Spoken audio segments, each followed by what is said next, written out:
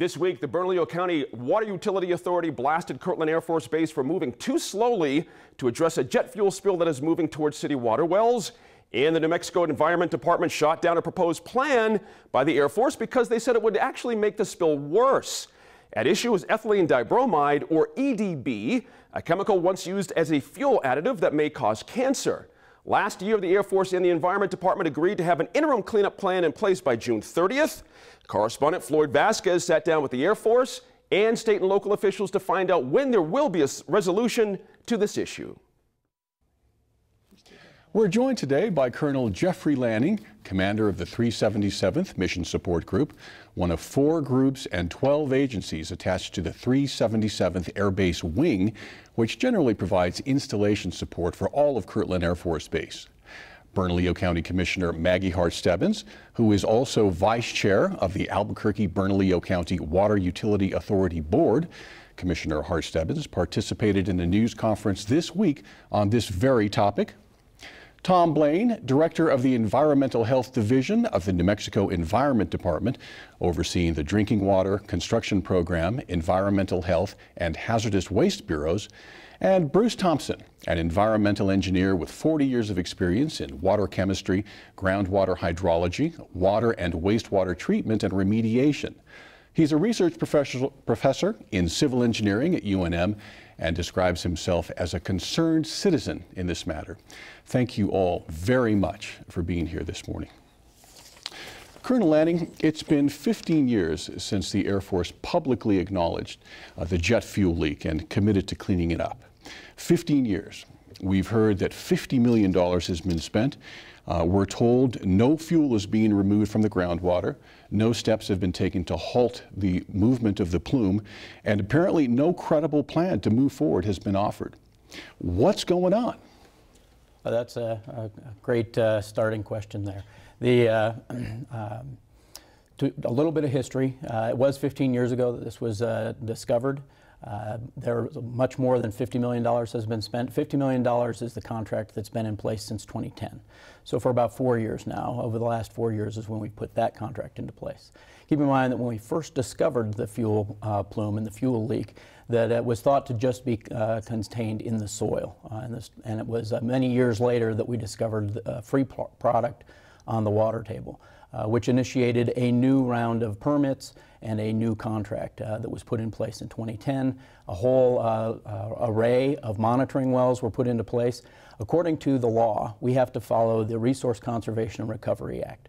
That law requires us to characterize the nature of the problem before we can move out on correcting the problem. What we want to do is make sure that, like the Hippocratic Oath, we do no harm. So we don't want to go in and start stirring things up and make a problem worse. So we have to characterize and understand the problem. We spent 2 years putting in a whole litany of monitoring wells. We have over 400 wells in place to monitor the soil and the groundwater. Now that we have a good understanding with all of those wells in place, now we want to take samples, and we take samples on a quarterly basis. The exciting news is that after we've taken about 2 years worth of data, we were able to produce something called a RCRA Facilities Investigation Report. Those reports go to the regulator, and where the Air Force says, we believe we have fully characterized the nature of this problem, and we want to move out on a plan. So by law, we can't develop a full corrective measures plan until we have an approved RFI from the regulator. And we're at that stage right now. We've submitted those documents. When the regulator comes back to us with an approved RFI, we'll be able to move out on developing a full litany of corrective measures. Okay. In the meantime, of course, we've been working on interim measures, and that's what's been in the news a lot lately. Okay. Well, looking over information on the size of the spill, there's a wide range of data, some of it attributed to the Air Force and some to the Environment Department. In 2000, the Air Force said 157,000 gallons.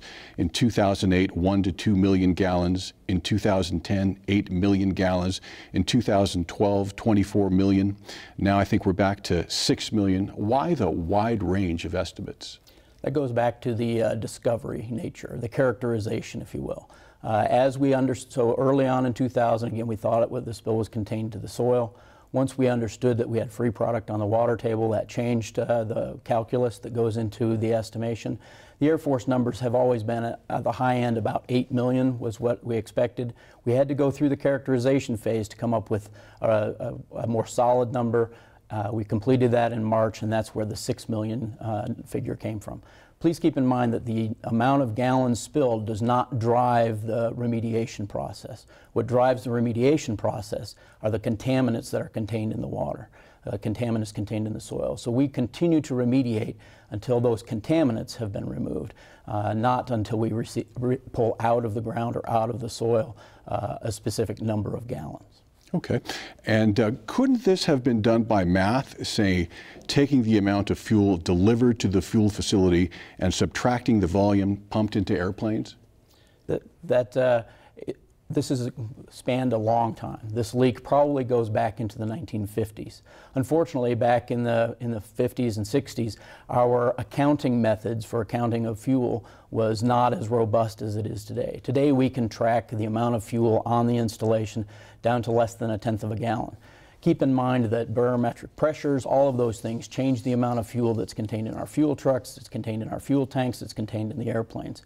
Back in the day, we had several million-gallon storage tank. We'd send a young airman up to the top of that tank with a giant dipstick. He'd push that down into the tank, pull it up, and read off the number of inches of fuel that were in that tank. Being off by 1/4 of an inch could be off by several thousands of gallons. So the other part of the problem was that the leaks occurred between where the fuel was offloaded and before it went through the pumping house and into the storage tanks. So the accounting methodology really begins as it goes through the pump house and into the storage tanks. The leak in that location created a situation where it was difficult for us to capture the amount that was missing. Okay.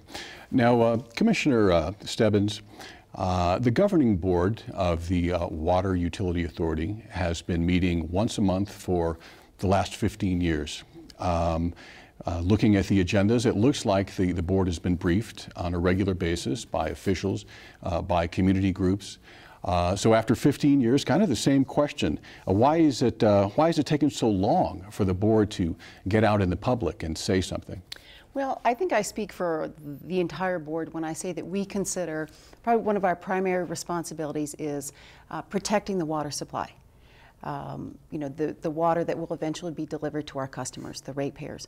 And so this has been a priority issue for the water utility and for me personally at the water utility board meetings. So we have been briefed. We have from time to time, I'd say on a quarterly basis, had the Air Force come in and bring us up to date on what they're doing, the Environment Department.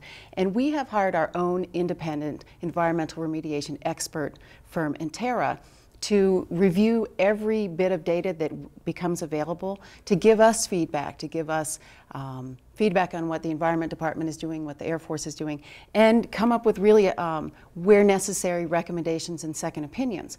And so we feel we've been very engaged. It's a difficult situation for us because we are not part of the regulatory process. We really represent the water users, the ratepayers, our constituents, the people who elected us. So we take this very seriously, and we have. We don't do press conferences. We have not made a big deal in the public about what we're doing. If you'd really have to attend the meetings or watch the meetings on television, but we have been very carefully watching this process and making recommendations where possible. And we feel that we all have the same end goal. I think the Air Force, the Environment Department, the water utility, that what we want is complete remediation. We want to protect that source of water because the Burton well field, the Ridgecrest, those well fields access the most productive, purest water that we have. And so it's really important to us that it be protected. And that has been our end goal. And again, we have really looked at this as a collaborative relationship where we provide information and support wherever we can. Because I do believe we all have the same end goal, protecting that water. Well, why the press conference this week? Because I think the public needed to be reassured that the water utility was taking these actions. And I think that's number one. we probably made the mistake in assuming that everybody read the journal and that everybody watched our meetings. And there was some discomfort in the community that perhaps the water utility wasn't being as aggressive as we should be. And the second part of that was there does still seem to be ideas out in the community, perhaps in this in the remediation process, that a final remediation decision would be that our production wells be used for the remediation process, which would mean the assumption was EDB, which is one of the dissolved phase chemicals, that it would be okay that reached the most productive part of our aquifer. And the water utility has said this repeatedly. We don't believe that should happen. And we wanted to make a very public statement. We want every effort taken to make sure that EDB does not reach that part of the aquifer. It represents 20% of our groundwater supply. And I think anybody who lives in New Mexico knows that water is already in short supply. We want to make sure that that's protected. And so we wanted to make a very public statement that is our end goal, that however this remediation process is done, that there is a real focus made on protecting the water that is in that part of the aquifer.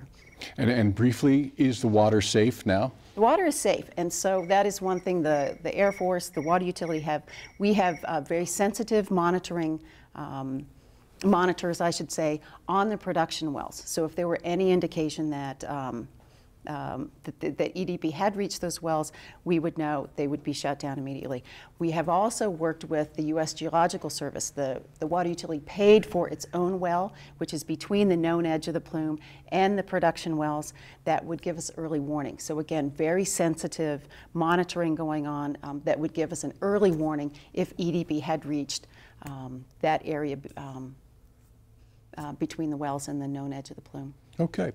Now, Mr. Blade, in 2008, the Richardson administration tried to kind of put the pressure on the Air Force to step it up.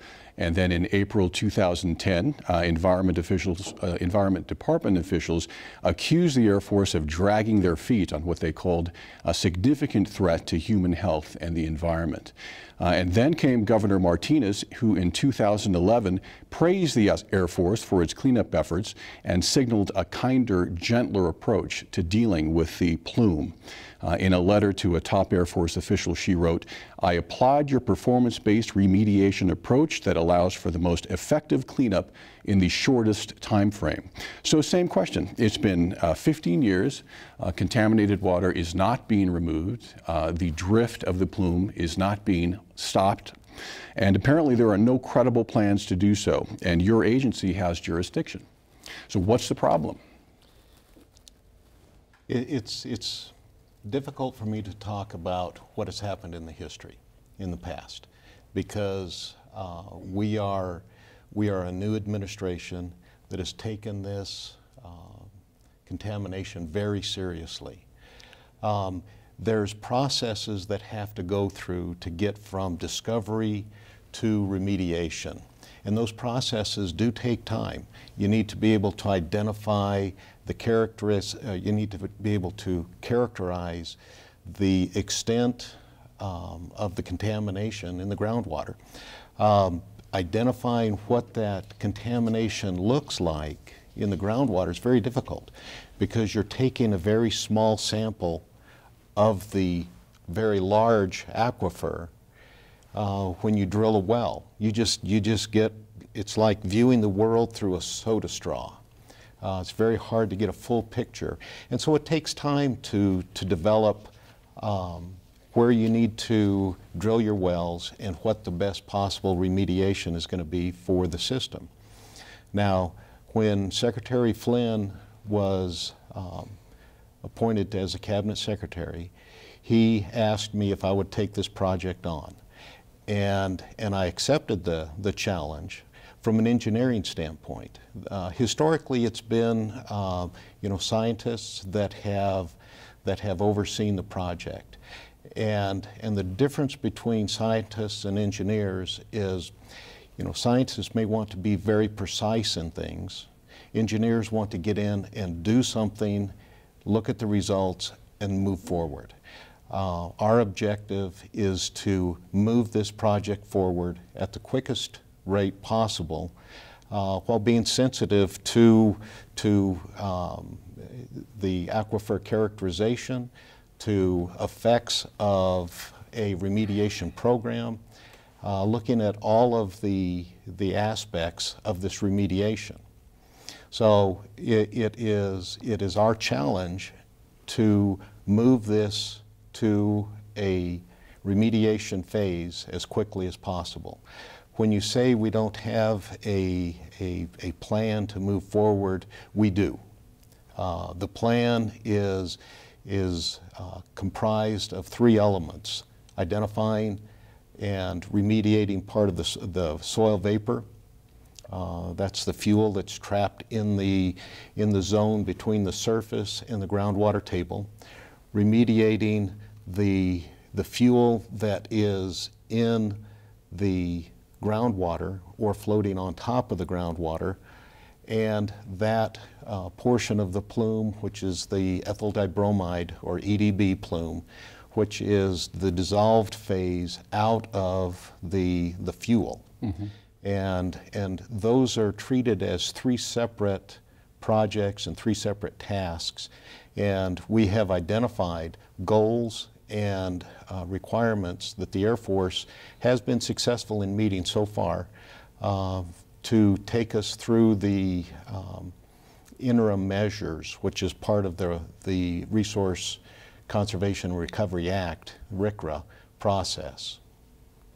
Okay, well, you know, about a week ago, the department responded to a proposal by the Air Force to increase pumping on one of the base's drinking water wells to try to divert the underground flow of the contamination. Running short on time, so quickly, what's the problem with that plan?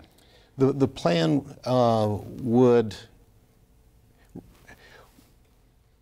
in essence, allow uncontaminated portions of the aquifer to be contaminated with ethyl dibromide and use the existing well as a sink for a capture of that ethyl dibromide. That was not acceptable to the Environment Department. Our mission statement is to protect and restore the environment. And that did neither of those things. It neither protected the uncontaminated portions of the aquifer, nor did it restore the aquifer or remediate any of the problem in the short term. And that is part of our charge, is to ensure that we protect public health and we protect the environment. Okay. And Professor Thompson, in your view, is this an emergency? No, it's not an emergency. It's a very serious problem, but we need to recognize those contaminants, that plume has been in the groundwater for at least 40 years. The principal contaminant is ethylene dibromide, EDB, principal contaminant of concern, and that's a constituent of aviation gasoline. Aviation gasoline has not been delivered to the Air Force since the mid-70s. So we've got a very large plume. It's about 6,000 feet long and 1,000 feet wide, 60, 70 feet deep.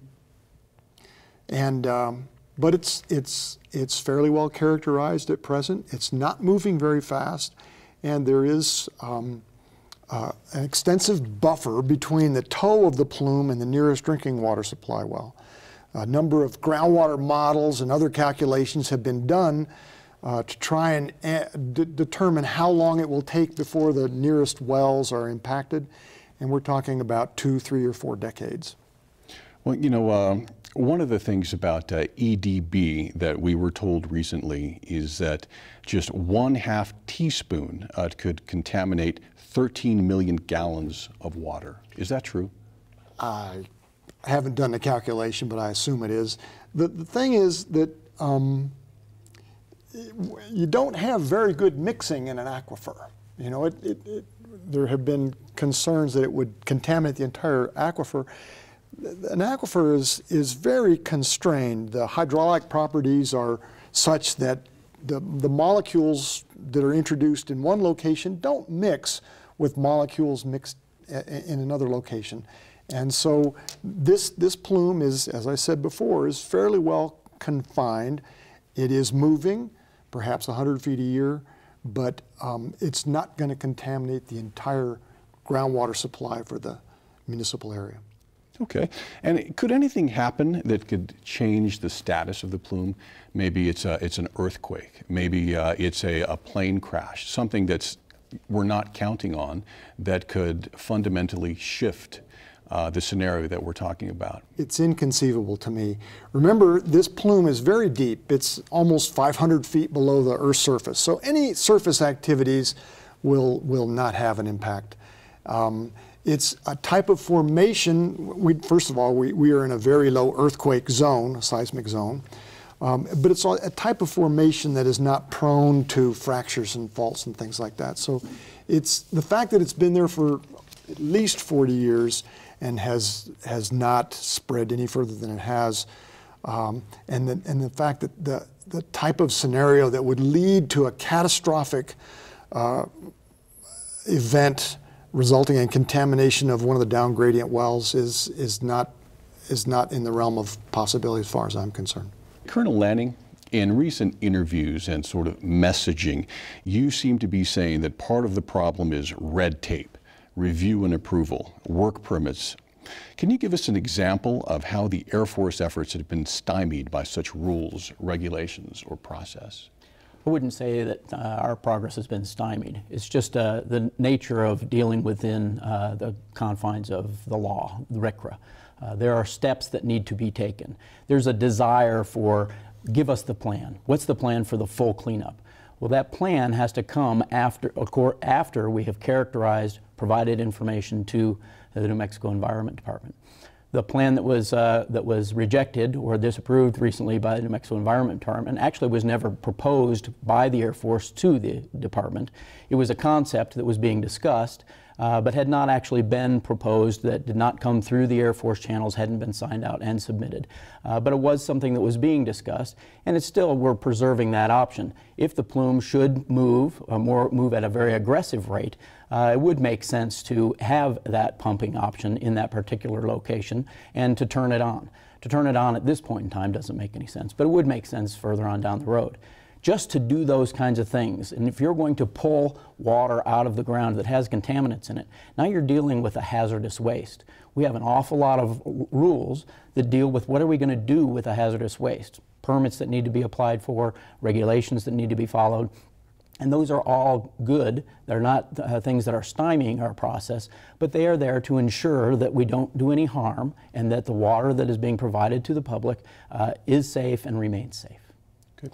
And Mr. Blaine, as I understand it, the Environment Department has the ability to assess fines, and we're coming up on a deadline.